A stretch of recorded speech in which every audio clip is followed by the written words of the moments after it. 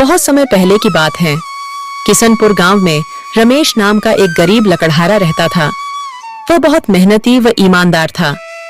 रमेश प्रतिदिन जंगल जाता और वहां से लकड़ी काटकर उन्हें बाजार में बेचता था।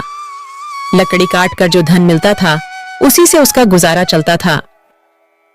सुनो जी, तुम कोई और काम क्यों नहीं करते हो? इससे हमारा सही से गुजारा नहीं होता है। क्या करूं? भाग्यवान कोई और काम भी तो नहीं मिल रहा है। अगले दिन रमेश लकड़ी खोजते खोजते घने जंगल में पहुंच जाता है। तभी उसे रास्ते में किसी की पुकारने की आवाज सुनाई देती है। रमेश पास जाके देखता है तो उसे एक जलपरी दिखाई देती है। कृपया मेरी मदद करो, मैं बहुत दिन से बीमार हूँ। लेकिन मैं भला तुम्हारी मदद कैसे कर सकता हूँ? तुम तो एक जलपरी हो। इसी जंगल कुछ मील दूर एक गुफा है। उस गुफा के अंदर एक जादुई गुलाब के फूल है। उसे लाकर मुझे दे दो, जिससे मैं ठीक हो जाऊंगी। रमेश जलपरी की बात मानकर उस जादुई गुलाब की तलाश में चल देता है। कुछ समय चलने के बाद वह उस गुफा के पास पहुंच जाता है।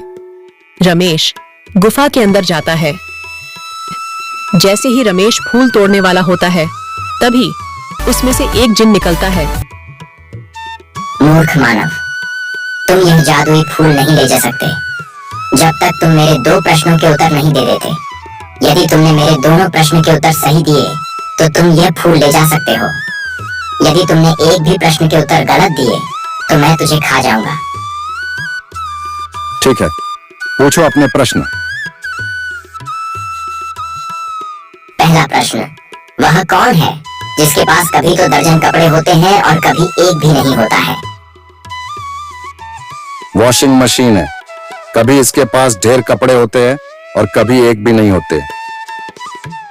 बिल्कुल सही उत्तर। दूसरा प्रश्न, वह क्या है जो है तो सोने की मगर सोने से भी सस्ती है?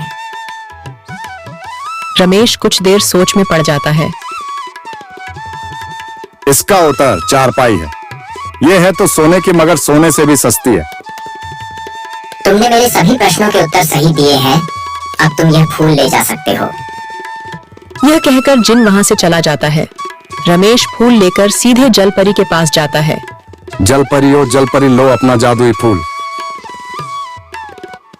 जलपरी रमेश को मदद के बदले में उसे सोने के उपहार देती है और वहां से चली जाती है। रमेश उन सोने के सिक्कों से अमीर हो जाता है। फिर वह अपना जीवन हंसी खुशी से गुजारने लगता है।